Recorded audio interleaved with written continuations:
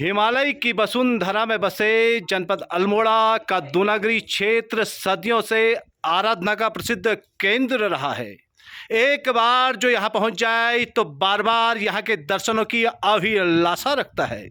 द्वार हाट से 14 किलोमीटर दूर समुद्र सतह से लगभग 1650 मीटर की ऊंचाई पर स्थित यह क्षेत्र समूचे उत्तराखंड में अपना विशिष्ट स्थान रखता है और रामायण काल की ऐतिहासिकता की भी गवाही देता है। द्रोण पर्वत की चोटी पर आदि शक्ति महामाया दो पिंडी के शिलाओं के रूप में दर्शन देकर यहाँ भक्तों को निहाल करती है। जानकार महात्मा इस शिखर को संजीवनी शिखर के नाम से भी पुकारते हैं। इन्हीं की कृपा से लक्ष्मण को संजीवनी प्राप्त हुई थी।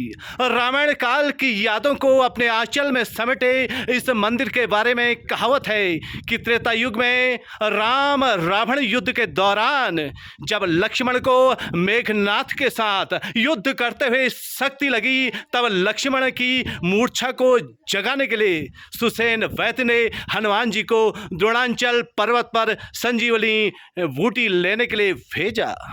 काफी प्रयासों के बाद भी वे संजीवनी को नहीं ढूंढ पाए तो उन्होंने समूचे द्रोणांचल पर्वत को अपनी हथेली पर उठा लिया। कहा जाता है जब वे द्रोणांचल पर्वत को उठाकर लंका की ओर ले जा रहे थे तब पर्वत का एक हिस्सा टूटकर इस क्षेत्र में गिर गया। तब से यह क्षेत्र द्रोणागिरी के नाम से जगत में प्रसिद्ध हो गया और कालांतर में दूनागिरी के नाम से जाने लगा। द्रोणागिरी पर्वत के आसपास आप देख रहे हैं चारों तरफ दूनागिरी पर्वत के आसपास धार्मिक महत्व के अनेक पौराणिक स्थल मौजूद हैं। यह क्षेत्र प्राकृतिक दृष्टि से काफ़ी मनमोहक है। वनवास काल के दौरान पांडवों ने भी अपना काफ़ी समय दूनागिरी के सानिध्य में व्यतीत किया।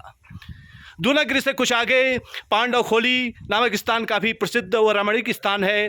भाटकोट नामक पवित्र स्थल भी दूनागिरी के सामने ही स्थित है, जिसकी ऊंचाई लगभग 7076 मीटर है।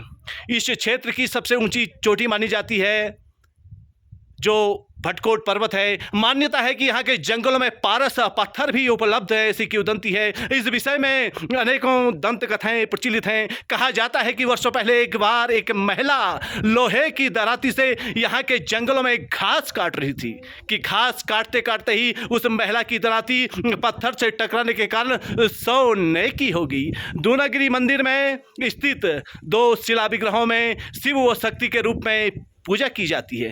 काली व दुर्गा के रूप में इनकी स्तुति होती है। श्रद्धावान भक्तजन बताते हैं कि काफ़ी समय पहले राजा सुधार देव ने द्रोणागिरी मंदिर में मूर्तियों की स्थापना की। जगत गुरु शंकराचार्य जी ने 8वीं शताब्दी में इस स्थान पर आकर देवी का पूजन किया।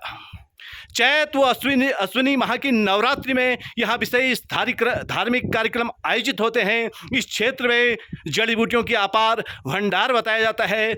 यदि जड़ी बूटियों के संरक्षण के लिए सरकार सार्थक प्रयास करे तो यह तमाम जड़ी बूटियाँ लोगों को नवजीवन प्रदान करने में सहायक सिद्ध होंगी। उत्तराखंड में पर्यटन के क्षेत्र में अग्रणी बनाने की दिशा में कार्य करने का दावा करने वाली सरकार यदि यहाँ के विकास के लिए सोचे तो अवश्य ही यह शिखर अपने आप में उत्तराखंड का परम पवित्र व निर्मल शिखर के रूप में विख्यात होगा।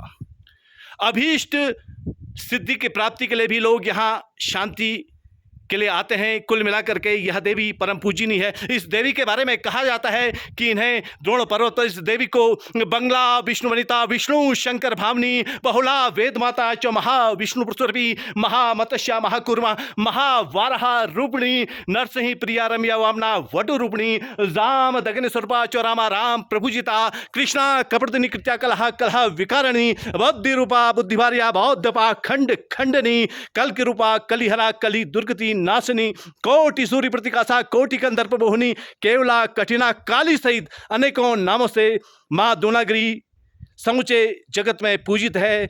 आस्थावान भक्तजन यहाँ पहुंचकर अपने आराधना के श्रद्धा पुष्प यहाँ अर्पित करते हैं। दूनागिरी पर्वत से मैं रमाकांत पंत।